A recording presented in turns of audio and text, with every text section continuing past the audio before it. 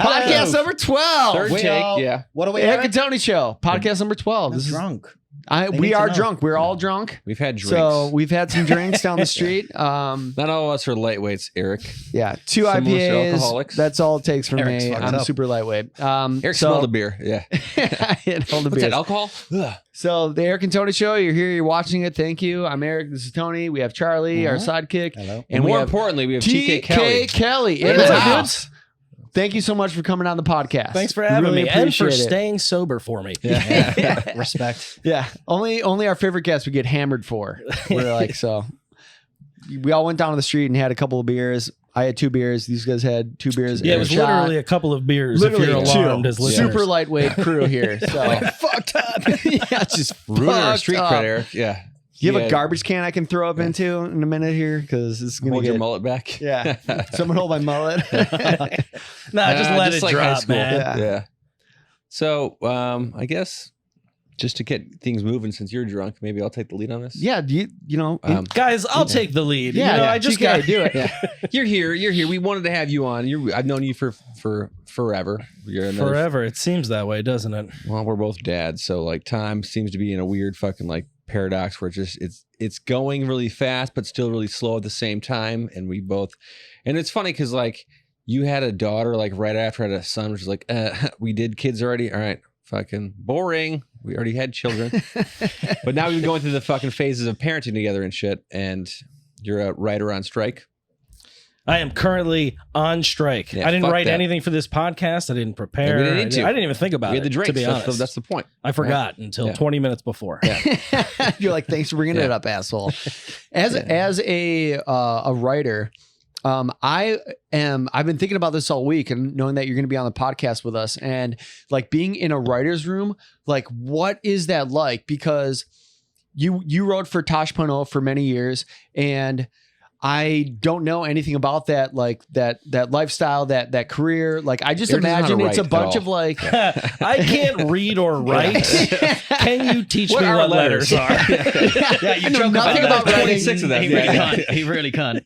So like as a writer in a writer's room and like working for like, you know, a company and like, how do you guys go about like coming up with, you know, jokes and stuff for that? Be like, I imagine in my own head, it's just like a bunch of guys or people, girls too, that get in the room and they're like, We let them in now. Eric. It's fine. They bring the you water. guys like Yeah. women in? Okay.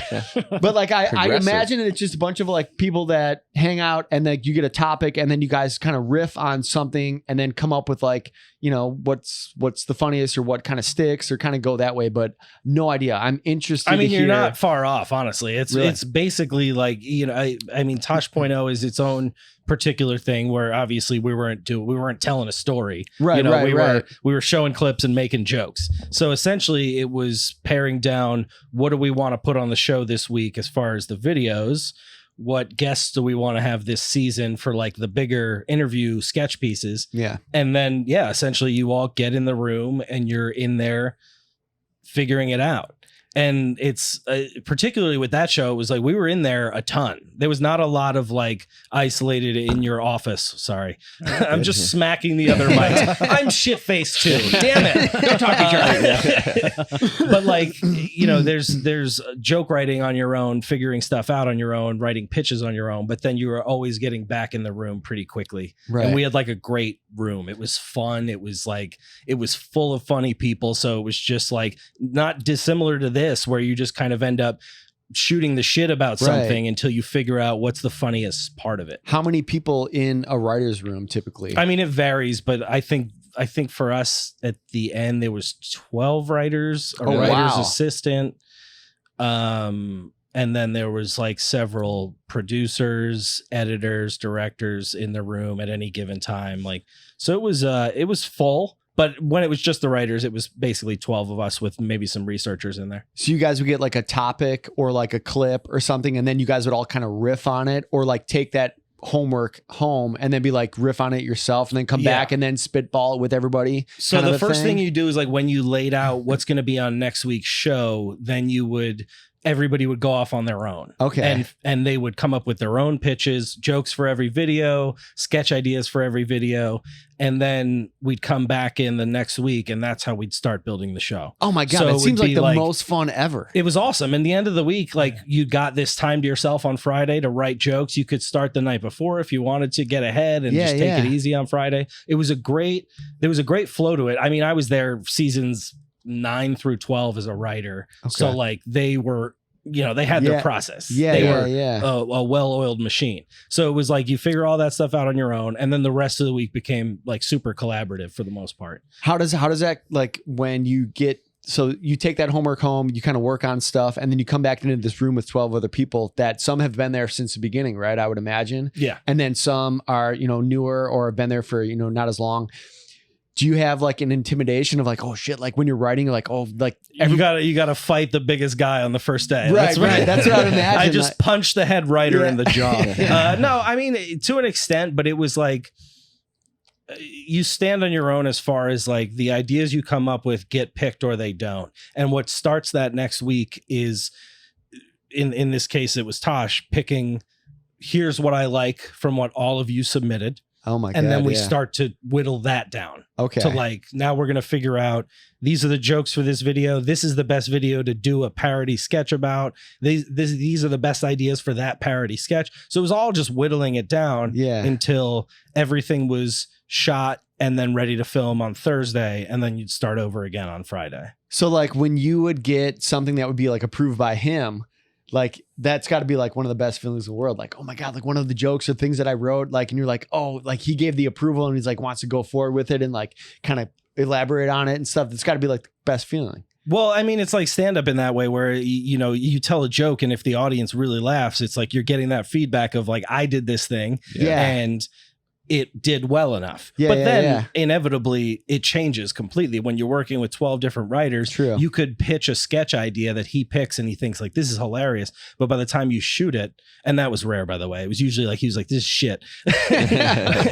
But if he liked it, it felt great. It did. It was like mine got picked. But then yours becomes everybody's because everybody starts pitching on how can we make this funnier? How can we tweak this until it is what you end up shooting, and rarely is that exactly what you pitched. Really? So it really is like or at least that show was very collaborative. Collaborative. Okay.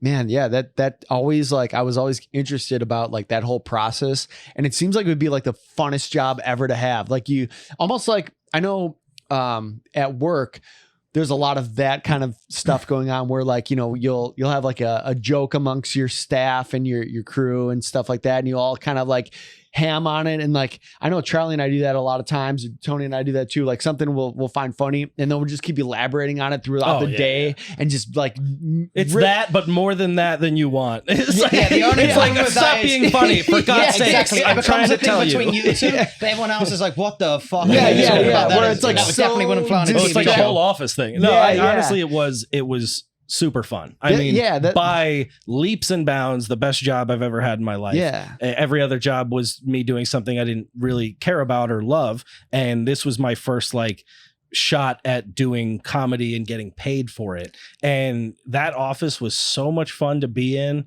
And we did so much ridiculous shit every day. Yeah. And you got to like, because it was a lower budget show, like we acted in a ton of the bits because he's like, I'm not fucking hiring somebody for that. Like, you do it. Oh, I need an actor. Get this dipshit to say those 2 lines. And I'm like, I'd knock it out of the park, to be fair. Yeah. But it was super fun, man. It was just interesting every day. Did you ever have that kind of experience like before you were a writer on a big show like that? Like working like I don't know what jobs you had before that. Like if you were a server or bartender, did any kind of stuff like that? Yeah. Where like you kind of had what I was kind of I guess describing. Sure. Where like you're kind of joking around about some scenario at work and then it evolves and stuff, and then you're like fast forward to like a job where you're like, I'm getting paid for this shit now. Like that's exactly. It's gotta be like that's the fucking coolest shit ever. Even like, on its worst day, it was still like, quit your bitching. This is a great job. You work with people you like. You laugh all the time for any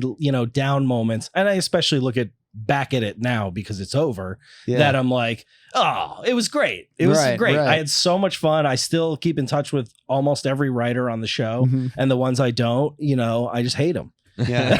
If you're listening, Right. I'm Yeah. just, like so you lose touch with people, whatever. But like for the most part, I made a lot of really good friends on that show. Yeah. So it was beautiful. It's funny, like I find a lot of similarity between that and the service industry. Like that, I feel is a huge part of why we've kind of stayed in that service industries, because you can have those kind of relationships and develop like, stupid humor amongst your friends, and like you kind of, once you're working with each other, you kind of get each other's humor, and then you can build off of it, and it becomes like this little family of like idiocracy and like stupidity of like everybody knows the inside jokes, and then you can just elaborate more and more. And I would imagine it's got to be like what it's like working with a set group of people for many years. Definitely. Yeah. Same. I mean, I was there for 8 years overall. So that was the longest I had a job by 7 years. It was different for sure. And it was like, I feel lucky that I liked everybody. Yeah. It was, there's a lot of jobs. There's a lot of writing jobs that like, they sound cool and they sound fun, but sometimes it sucks. If the working environment sucks, it can be rough. And there were definitely times where you're like banging your head against the wall, because everything's a job eventually. You do it long enough and it's like, this is fucking work. And I'm being told what to do and I don't want to fucking do it. Right. But for the most part, like those moments for me at least were like few and far between, because I saw it with the perspective of having done other jobs, especially like office jobs.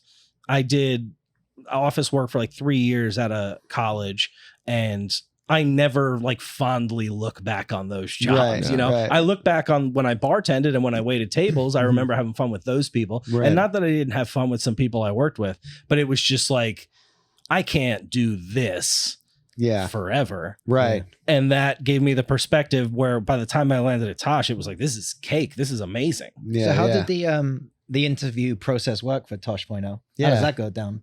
It was pretty quick. I was lucky actually. So I had interned at Comedy Central a couple summers before, and they knew I did stand up. So we kind of kept in touch, and somebody there gave me a heads up that Tosh was looking for a blogger at the time when blogs were still a thing, if you want to really age me here. And it wasn't something I saw myself doing. Like it wasn't, I was trying to write for like a narrative comedy, and I was like, yeah, but I think I could do that. So I submitted a packet and they liked it enough. They interviewed me on the phone. I think I presented myself as a functional human being, and that was it. There was no in-person interview. Obviously, when I got there, I sat down with him and talked to him, but there wasn't like, it was basically like, you're here, do your job, don't fuck it up, and you'll stay here. And that was, it was really an environment of like, people were not getting fired left and right. It was not that kind of Hollywood job. It was like, do your job, show up,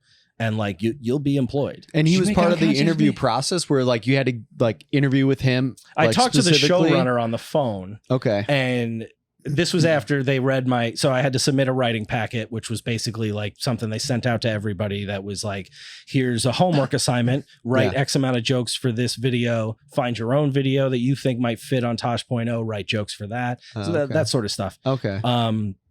So I submitted that, and they liked it enough to do a phone interview, and they were ramping up to start a new season. So I think they were in a rush. And because it didn't hurt me that somebody at Comedy Central had vouched for me, who said like, this is not a person who's like not going to show up. Right. Because otherwise they wouldn't have known me from anybody else submitting a packet. Okay.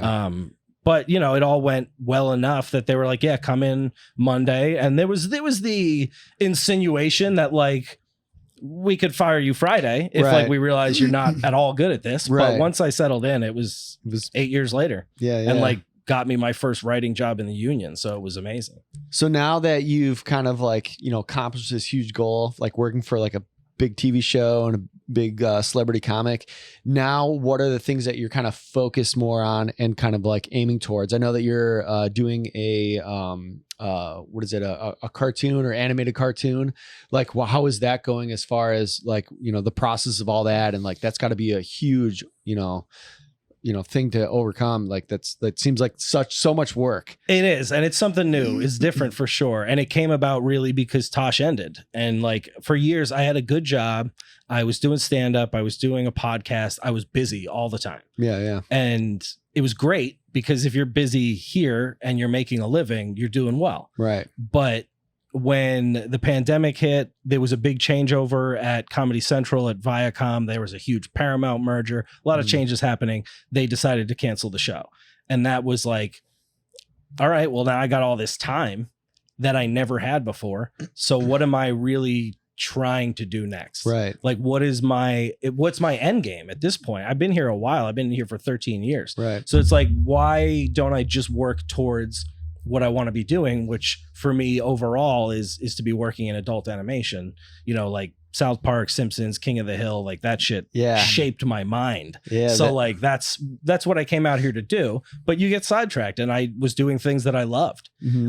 So yeah, when Tosh ended, it was like I wrote for a couple of months, just like pounded away at scripts. And then when I was done with that, I was like, let me try to make something. I've never made anything that was mine. You know, that was just my comedy out there.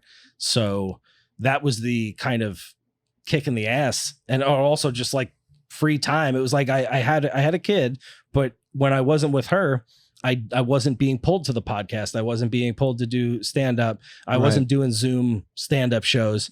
God bless anyone who was. But I was not fucking, I was like, no, I'm all set. I'll just quit this forever. It's fine. But like, it was just not something I was interested in. And what I was interested in was getting back to animation, because that was the goal. So it was like I was being pulled back towards that, and I felt like, just give it a shot. Try to make something on your own. And I've been doing it for a few months. It's super fun. I enjoy making it. It's a ton of work, but it's like, I do think I'll come out the other side of it with like a tangible, I made this thing. Check it out. Right. You know? So you're on the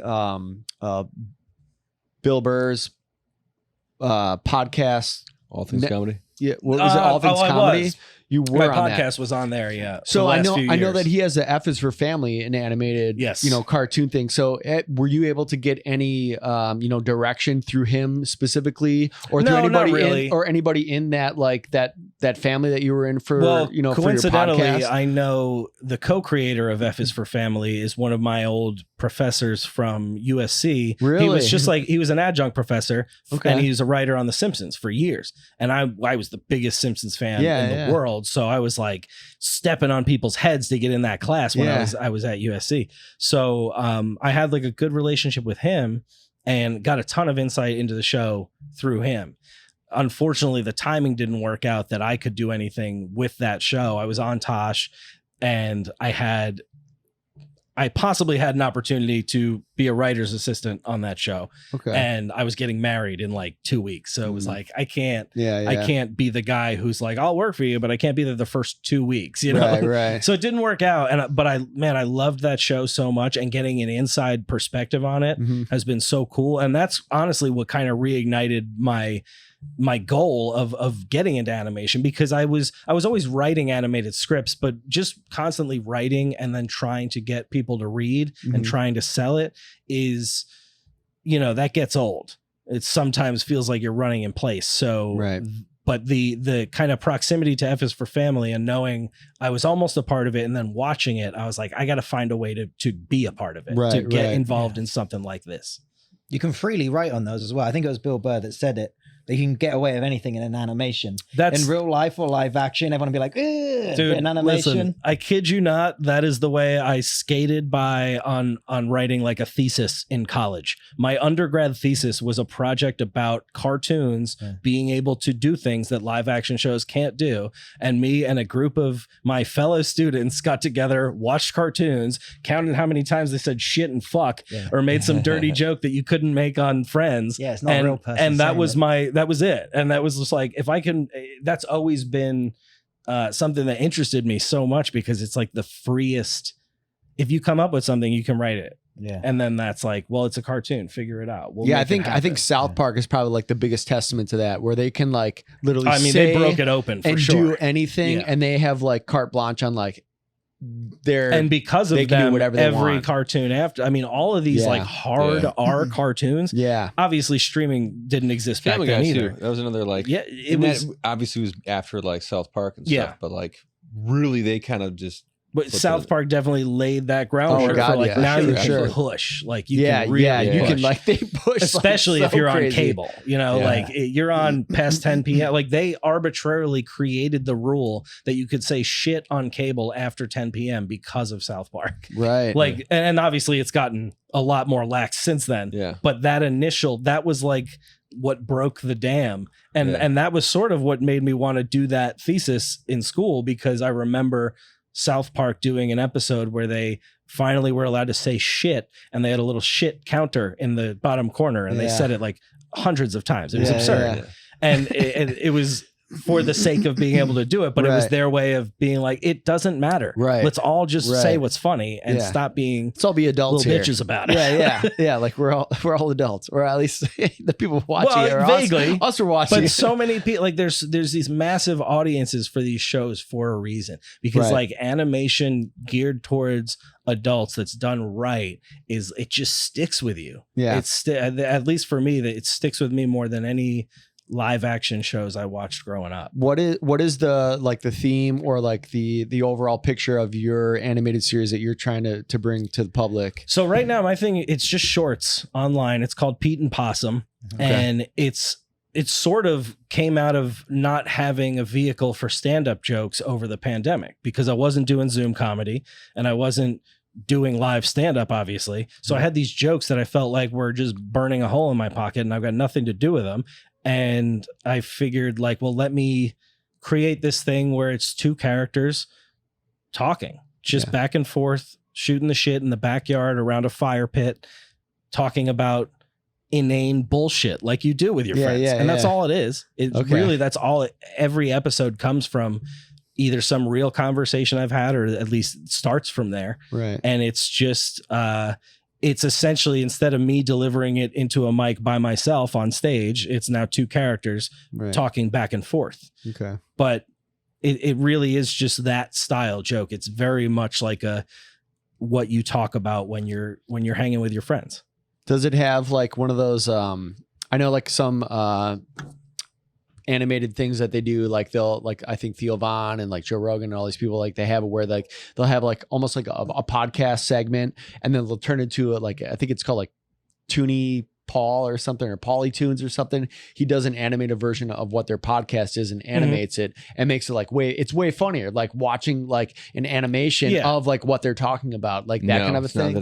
No, it's not, because but only really because I'm doing it myself. I was gonna say, are you animating those? Because I'm animating them, but that's why they're not like in-depth animated. So you animate the whole thing yourself. Like, it's literally like you're doing everything. I'm doing the voices, I'm editing, I'm directing, I'm drawing. Like, what programs do you use to animate? Like, what do you, it's a combination of Photoshop and this thing called Character Animator that captures your face.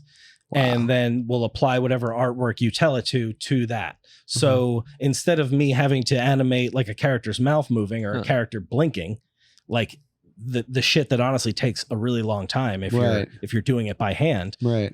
Now it's reading my face and it's taking my artwork and making the mouth move and blink the way I am. Is that like an AI thing? No. So it's just he's on strike. God, no. If the union asks, no, it's not. No, it's not. There it's using IA. I wouldn't need IA. He's drunk. Tony just woke up. Guys, welcome Tony to the podcast. Will you do the podcast for now? No, honestly, I would be like too paranoid about using it if it even like skirted that. Yeah. All it really is it's instead of me dragging and dropping a different little mouth that I drew into each frame, does the mouth thing. It does that for me. It takes my artwork and it lines it up with the sounds I'm making. Right. And it's not always perfect, so you do have to tweak it a bit. It takes a little bit of work, but it's super helpful because that would be the toughest part for me. Yeah. For sure. I love doing the artwork. I love doing like the basic animation, but really what it is like a refillable joke machine. It's two characters sitting in a stationary spot. They're not moving a ton. They're talking a lot back and forth. And then I have other like shorter segments where they're in different environments, but still like, it's not something you're getting into for the animation. You know, you're not like, this is mind blowing. How is he doing it? It's like one character moves a little bit. Yeah. That's all I got, guys. That's cool though. But like that's a really smart way to go about it, where like you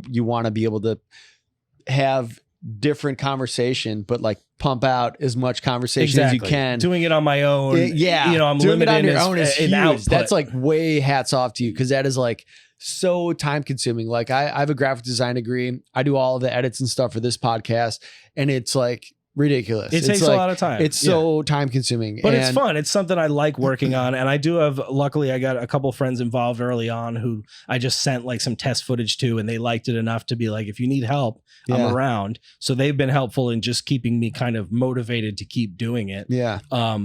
And just kind of taking some of the work off my hands. But yeah, it's a lot, but it's something that like, well, I'm not working. I can't work because of the strike. Right. So it's literally like, this time is not spoken for. Rather than sitting in my office writing another script that is potentially going nowhere, why not try something different? Try something more directly aimed at what you want to do. I think it's better for you too in the long run if you do end up like outsourcing that to somebody else, like for you to know like all the intricacies of that process and like what goes into it and like how you want it to be. If you were to hand it off to somebody else, like some 18-year-old kid that like, some kid I can underpay. Yeah. But like that's what I look at with this. I'm like, I can go on Fiverr and probably find some 12-year-old that lives at home that like knows way better how to do they all could this do shit. a better job. Yeah, like no question. so smarter than me. Like that, like, like they would just blow me out of the water. But like that same like kind of concept of like, once you do hand it off, at least if I were to do that too, like I would know like, okay, this is like what it takes to kind of do this, and at least know like you have perspective. Yeah. So you kind of like gauge it off of that a little bit better. And I think that's like a great way to do it, is like get your hands dirty first, like figure out how to do it yourself. Yeah. And then once you kind of like maxed out your own ability, then you can like pass it off to somebody else and then have more respect, and also give a little bit more of a perspective on what you want to, maybe change or do, or like how you want to go about it. I mean, I'm definitely not trying to be an animator. It's hard work. And they're so insanely talented. I know I can do the initial artwork. I can show you what I want it to look like. I can show you the feel and the tone of it. But there is definitely a ceiling that either I'm not able or I'm not willing to go past of like, well, then I'm just an illustrator and an animator, which I enjoy doing, but not that much. But it's like, it's definitely a career. Like, I'm hoping that like I can get this to the point where if it becomes something bigger, or if it leads to at least getting more interest in one of my other ideas, that I could be like, I'll do the character design and then hand it off to someone who knows what the fuck they're doing. Totally. I totally get that. I had the same experience in music. Like I was a musician for a long time out here, and like, I'd produce and write and stuff by myself. And then when you take it to like someone that only produces, like you're like, oh, like this is like a whole thing. Like, this is like, exactly. Instead of giving it part of your energy, you have someone who can give it all of theirs. Yeah, like someone that makes a world of difference. Laser focused on that. That's how I feel about working on this thing now. Is I miss doing stand up, and I definitely intend to get back to doing it regularly. But for this time, I'm just like, let me see what I can do if I just focus on one thing. Yeah, do this thing and do it well, and then get back to everything else instead of giving everything a little bit of time here and there, which I think starts to work against you. And it's cool to say like you did it yourself. Like you did it all yourself. Like this is all me. Like I did all this. I did all the jokes. That'll be me in 5 years. Like, guys, I did it all myself, and it went nowhere. Nothing happened. What was I thinking? Or it'll be like the biggest thing ever. You never know, man. Honestly, it's super fun. I think it showcases my comedy in a better way than I was able to through stand-up. I love doing live stand-up, but I've never been great at like the promotional side of it, the social media side of it. It doesn't hold my interest very much, and I don't when I've tried to like turn the camera on myself and promote shows and this, it just it never felt like authentic at all. I think we all feel that. But I felt it to an extent where I was like, I'm not fucking gonna do that. I'm gonna do stand up the way I want to do it. Yeah. And then my way of putting all my material out there is this kind of distanced way of doing it through a cartoon, where it's like I get to say shit in funny voices and be a little freer than I was ever really on stage, because I can do another take. Right. Let me ask you this. Have you done like any shows since doing like the animations and shit? Because you do a lot of really good character voices on your like in your shorts and shit, but like have you brought those to stage and like, I don't know if I could ever be a voices on stage, dude. Oh no, no, because I don't see the benefit of the voices I do. Like I think that they are they work great for the cartoon. Yeah. But for me to get on stage and be like, yeah, what's up, guys? How's it going? I'm here tonight to talk about it. Sounds so inauthentic. You know what I mean? Did, like people would know immediately. Like, I mean, it has to be like a, somebody you met in like passing at like, like doing impressions of people for stories. That's something I always that bust Charlie's balls and do like shitty British voices and stuff. I know.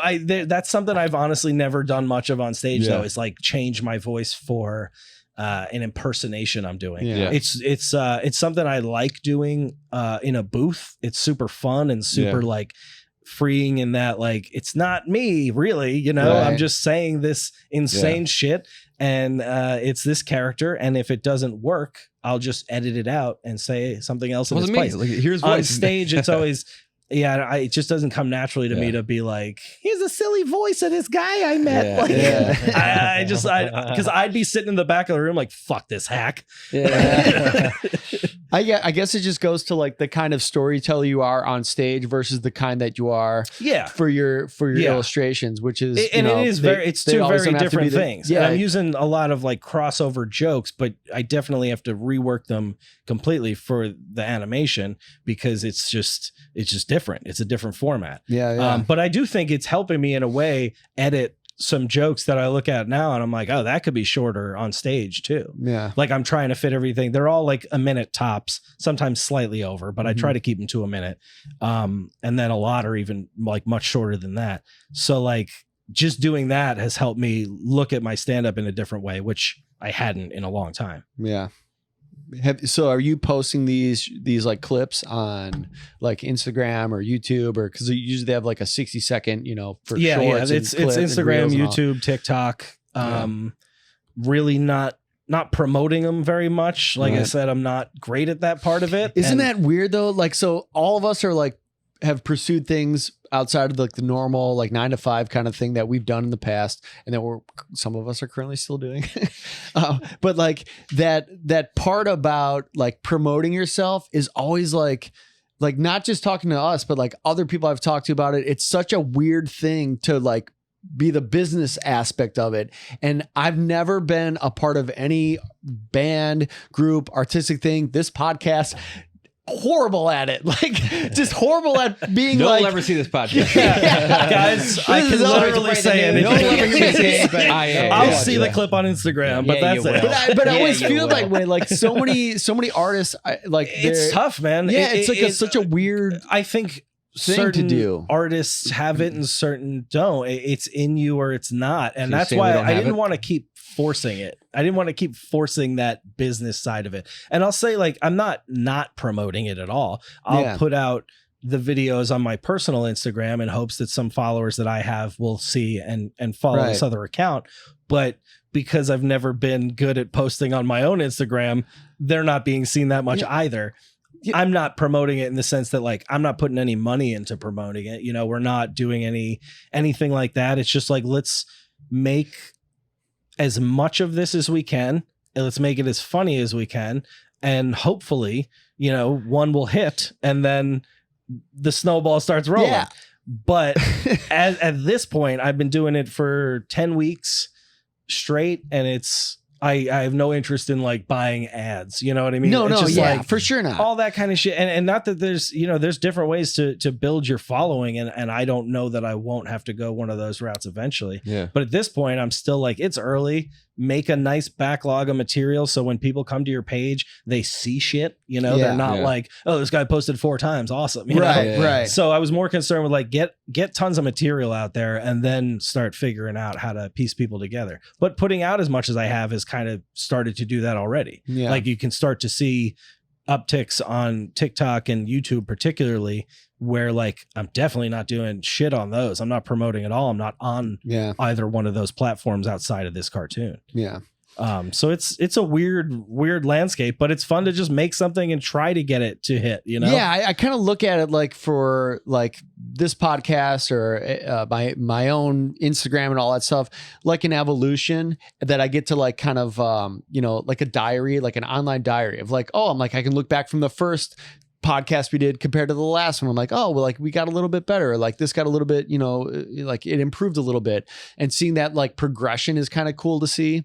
And it's just, yeah, I always get disheartened because I'll see like people that are like not in the entertainment industry, not trying to do anything, not on a podcast, just some random ass person. And you know, like the little, like when you do on like Instagram reels and they have like the little clips and like you'll see like there's like 13 or 20 little like little like dashes, you know, for each video that they've had for their story, you know, and you have to like click through like 1,000 times to get through like all their stories. Like they have so many things posted and I'm like, that's insane. This person isn't even doing anything. They're just like showing like everything that they do all the time. Yeah. I'm like, I'm not doing that. And I'm like trying to promote something and do something. And this person is just like eating nachos and fucking like, oh, this is my dog. You're doing and, like, two different things, you know? But it's still, they're putting that effort in like so much time. And like, I'm like, how many hours is this person? Like it's actually doing nothing with their life. Attrition, man. Yeah, it's so crazy. It's definitely like anybody who, you know,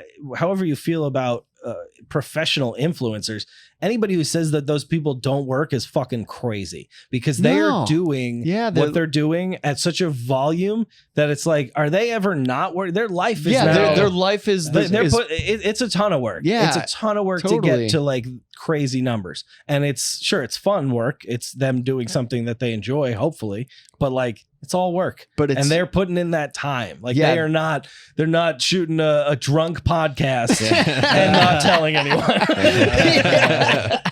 We're all gonna be tagged and hashtagged and whatever on that and this shit for sure.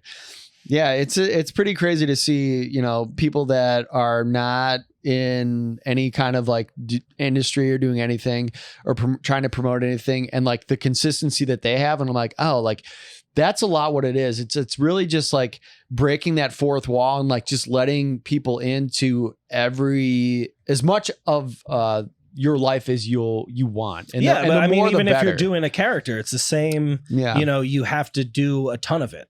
Right. Like there are people that my wife follows on Instagram and I'm like, God, this person is like huge. Right. I don't know who they are in comedy, but like on this platform, they are doing very well for themselves, making tons and tons of short sketch pieces. Mm-hmm. And it's all in character. So I admire that, especially because then you're not giving that much of yourself, you know? And that's similar to what I'm trying to do is like, I wanted to give you my material, but I don't want to be the product. I don't like that feeling. So that's good. I'll go pee. Keep going. To that point. So, too much. All right, Charlie's got to pee. Keep going. Charlie's drunk. He's gonna pee drunk. That's right. He just falls through the glass door. Yeah. I'm not drunk. The door opens in. What was I gonna say? I'm drunk. So what were we talking about? I totally fucking lost my train of thought right now. Son of a bitch. We all lost it. It's derailed completely. Fuck. It was a good point too. Was it? It was. Well, you know, just we were talking about those people, you know, in character, like giving all your time to this venture is like, oh yeah, it's a ton of work. So I was, you're saying not to divulge too much of your own personal life into your projects and stuff like that. So I have this apparel company called Adventure.0. You can buy it there. Tony Show apparel. Is that really why I'm here, guys? Yeah. You're selling me tank tops? Yeah, you can. I'll take 17. 17 extra larges. I'm planning on bulking up.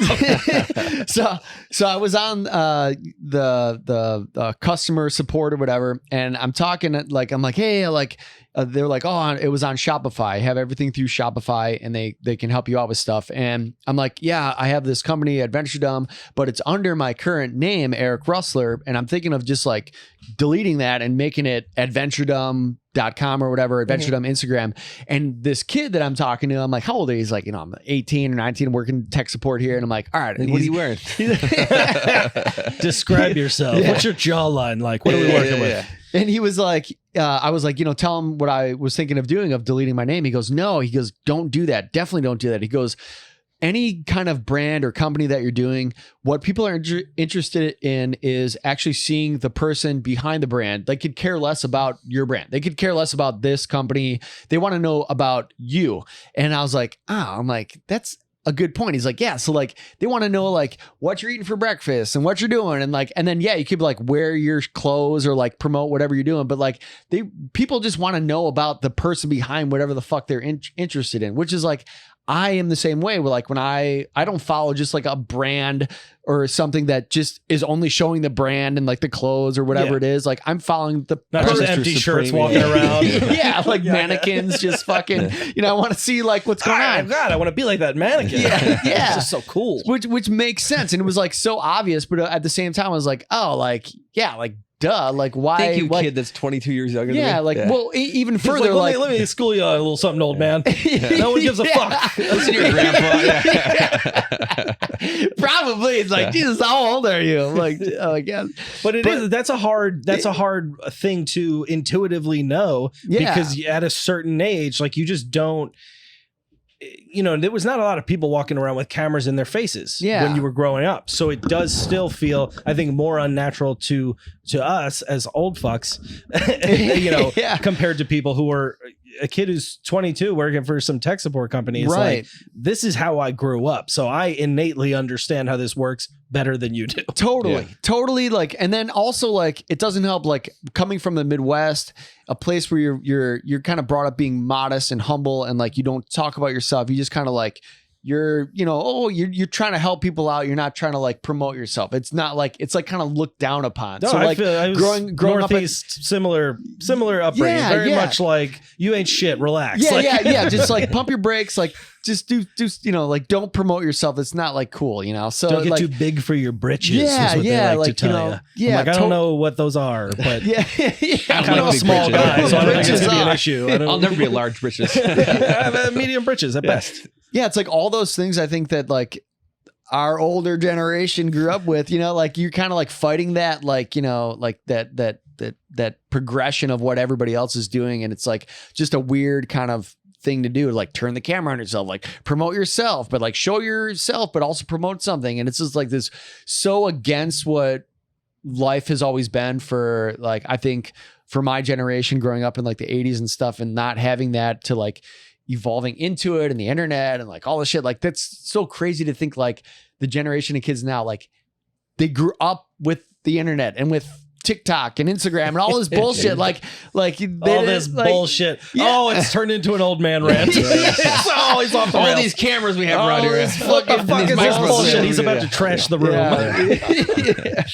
It is. It's no, like I know. I mean, it is, and to me, like some of that comes naturally to you, or it doesn't. And if you can work at that and convince yourself to like, I don't like doing this, but I'm going to do it anyway. Good for you. But I like, for me, it became an exercise in like, maybe stop kidding yourself, like stop pretending you're going to like, oh, I'm going to start really pushing myself on Instagram next week. No, you're fucking not. You are who you are, and do it in the way that you want to do it. Like for me, that's what stand-up has become, where like, I love being on stage and telling jokes. Yeah. But stand-up is so much more than that. Yeah. It's a lot of time, a lot of effort, and a lot of things that are not comedy that you have to commit to.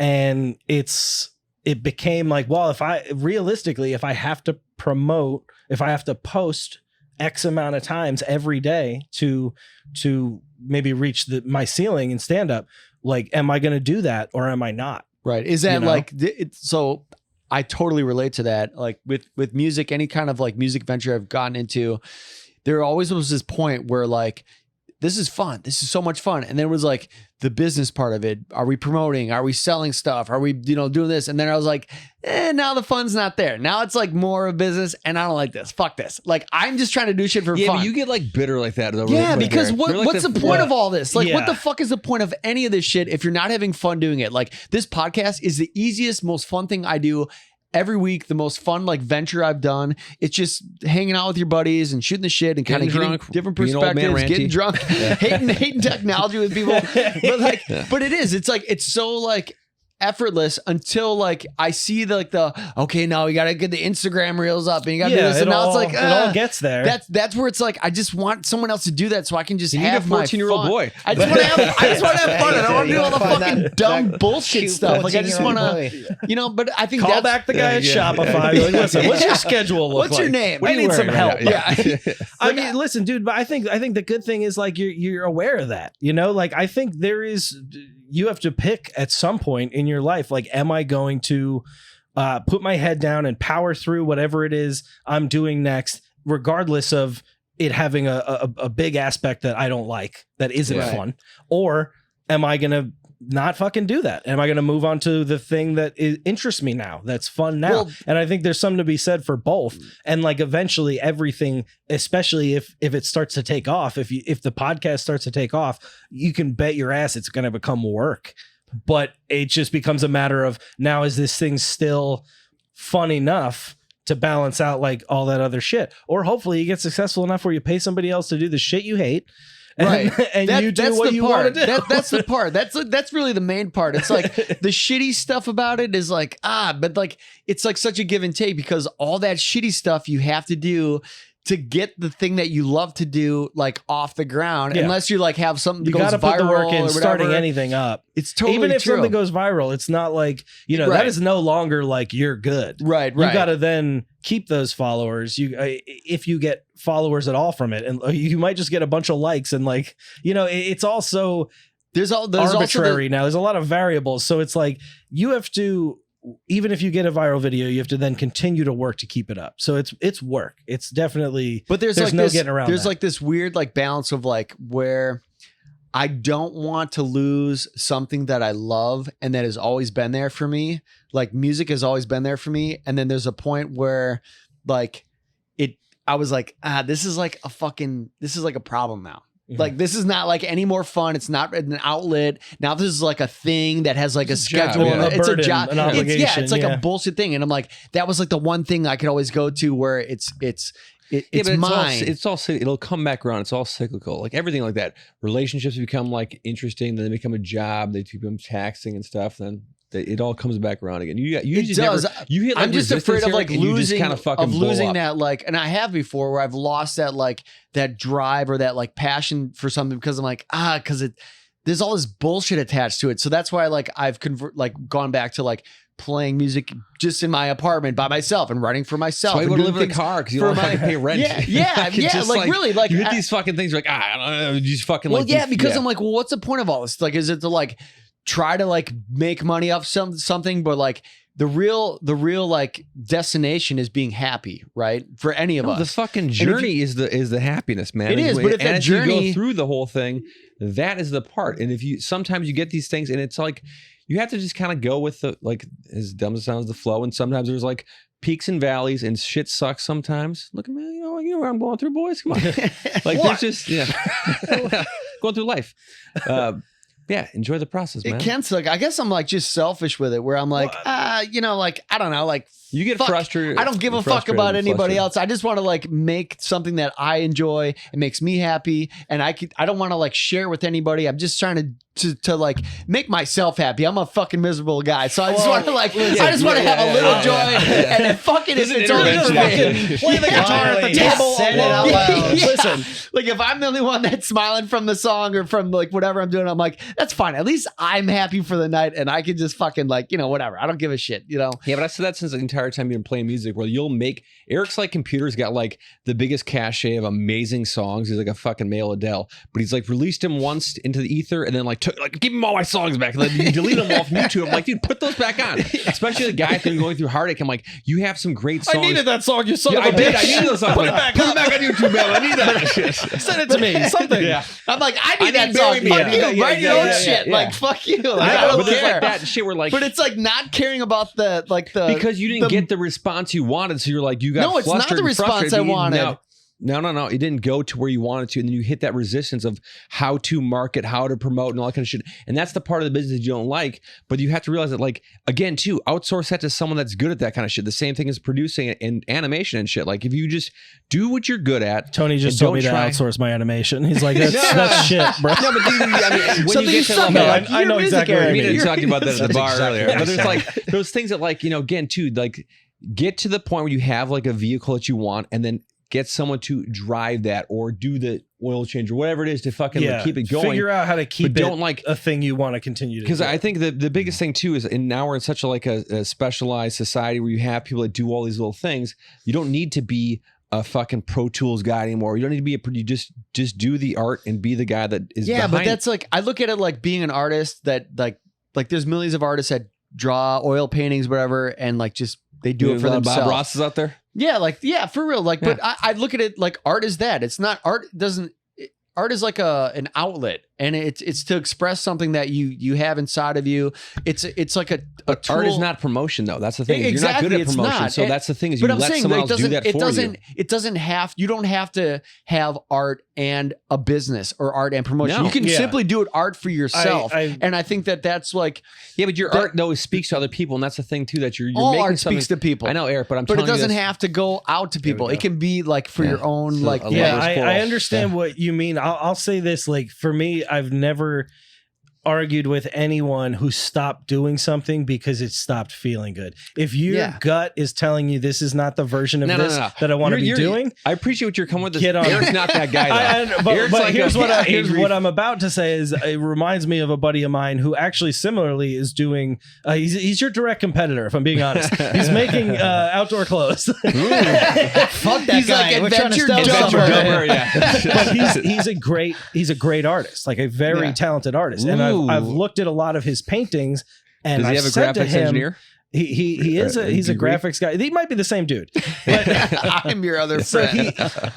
he has these amazing paintings, and I've always thought, like, why don't you make this your living? And he has this resistance to it of like, I don't want it to be that. My brother-in-law is the same way. Unbelievably talented artist. Like, just I can draw. This dude shames me. Like he's unbelievable. That's cool. In any medium, but he doesn't want to do it for a living. He wants it to be his outlet. He wants it to, he thinks he attaches the feeling of commerce with it of like, now it's not what I want it to be. Now I'm depending on it. Now I need to pump it out. Now I need to be making things.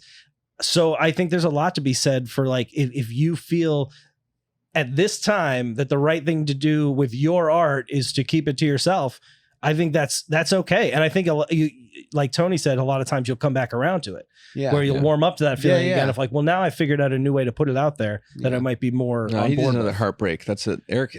No, I think He's I'm like just John gonna Mayer. like. You didn't get I'm fucking gonna be one of those heartbreak. people Should we that just gonna beat have the like shit out of him? Like, get some good songs out. to like Just- within an inch of his life, and get then you can write about that. That's I think at the end of the day, like everybody's art or anything they're doing is going to be found and then reflected on at some point. And just like with anything that I do, it's for me right now, but at some point somebody will find it. Maybe my nephews They're not will gonna find it. it. You take it off YouTube and you put it back in your computer. and shit. Tony- Like, Tony's looking for it, so Or he'll if they find don't, it. it's a treasure. It's a treasure hunt. Then fuck You're just you. like putting like then messages find in a it. bottle. Then dig Like, through all the shit I and like find that it. he's gone off the rails to like, I thought this was like, hey, do what you want with your art. And he's like, no, I'm hiding it. I'm actively hiding it. It's a treasure. Maybe a throw it horrible into treasure. the ocean. They'll find it one day.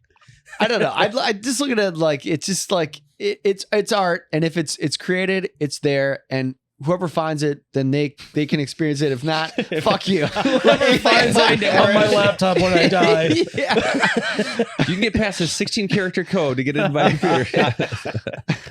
I mean, I still even like write like I'll write. I have like just pages on my notes on my phone of like things unrelated, just topics, ideas, inventions, things like just like rambling. Calm like, down, Da Vinci. Yeah. so many crazy things, but again, it's just like it's for me. It's like things I'll reflect on. It's like just like it's an extension of like a diary, a musical diary, and a comedy diary, what I'm thinking diary, just all sorts of stuff that can be promoted and be turned into a podcast or turned into a T-shirt and all this crazy shit. But it's at the end of the day, it's like, I don't know. Like, You want someone to find your diary one day? I do not. I think he's asking us to look through his phone right now. He's like, you guys look through it and do something with this shit. Take this. Yeah. I don't know. I think at the end of the day, it's art, and as long as you're producing art, there's no right or wrong way. As long as you're producing that stuff, whoever sees it, who doesn't I'm see just it, saying that I think it's good to be an artist. It's good to be absolutely. artistic, come up with stuff. That's like the moral of the story is like be creative.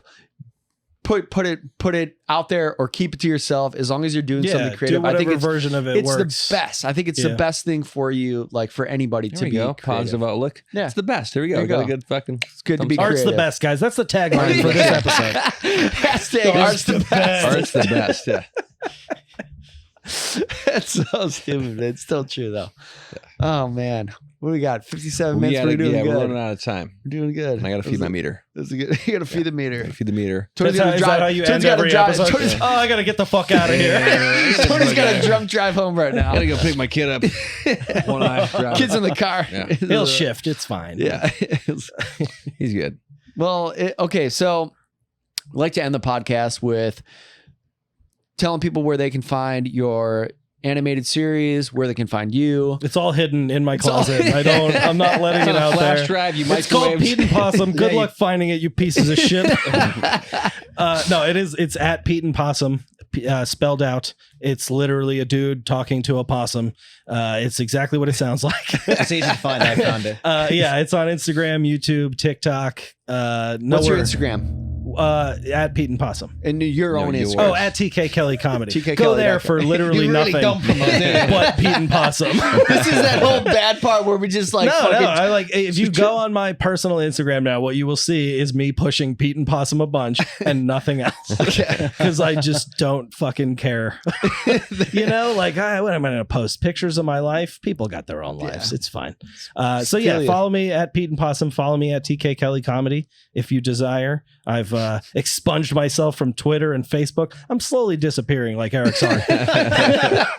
Eric's soul of artistic outlet. It just I came here to slowly promote the few things I have. It's just a couple things at this point. I've like demotivated you. Now you're like, actually, you know what? I'm gonna cancel all I of gotta get back on Twitch, guys. Okay, thank you again for coming on the podcast and listening to Super fun talking to you guys. Yeah, happy to do it. It's a lot of fun. Interesting. Do this again sometime. Anytime. Yeah, Drunker next time. Thank you for your insight with all of the writing and the pushing and new ventures with your illustration and everything like that. It was so much fun to like get an insight to someone like yourself that's been. It's fun to talk about it. It's fun to not just be making it alone. Yeah. It's like, guys, I'm doing this thing. I swear, it's real. I'm proud of you. It's tangible. Yeah. We're all alone. Everyone together. We're like the what is that? The fucking what is that? Airheads. The Lone Rangers. Oh, Airheads. You were dressed like an Airheads character right now, by the way. All black tank top. Was it Steve Buscemi or was it Adam Sandler? Was it Adam Sandler in the tank top? Yeah, exactly. So thank you again for being on the podcast. Happy to do it. Charlie Clark, where can they find you? Find me on Instagram, Charlie Or in the Clark. bathroom. In the bathroom. I need to pee again. He's gone for the bathroom. Had a pint, need to pee 6 times. I think that's it. I might have some movies coming up, but I can't say anything. You got some movies coming up legally? Oh yeah, you're not allowed to talk about movies. So maybe I don't have movies. Oh yeah, that's right. Because you're a Charlie Clark right. may or may not be a huge actor. Maybe that you may the know. WGA and the fucking. I didn't say anything. Yeah. I have no movies coming out. Cannot promote. Oh God, was I allowed to promote my Instagram? This is like the worst podcast to be on. Like everyone's like just you'll see. Maybe promoting their own. I'll promote the shit out of myself. I'm at Tony Klein Comedian. You can follow me there. Please I got follow shows Sundays and Tuesdays at a secret venue that you can DM me for. It's all Details. secrets. It's all secrets. All secrets. Everything on this. What are we doing? Everything Guys, is like don't you follow gotta, us. Just Eric, do the listeners know your last name, or is that not? He's like, delete our accounts together. It's an alias. This is the last time you'll hear from any of us, guys. Right. Eric, Yeah. you'll go. All Remember right. Spotify. Just watch this podcast, The Eric and Tony Show. You can go to adventuredumb.com, buy t-shirts, hats, merchandise for this podcast. You can go to YouTube, Spotify, Instagram, TikTok for this podcast. Please follow, like, subscribe, all that stuff. My personal Instagram is Eric Rustler. You probably find me on other stuff. But great way to support the show, buying some merchandise. We hope to see you at the 13th episode. 13th. Coming up next. I don't know who we have on for our next guest, but I think it's going to be hard to compete with Chike Kelly. That was a really fun interview. I really enjoyed listening to you, your insight on a lot of that New stuff. fan. We got one new follower, guys. One new follower. Totally one worth at the a trip time. across town. Thanks again for watching the Eric and Tony Show, and we're out. We're out. Boy.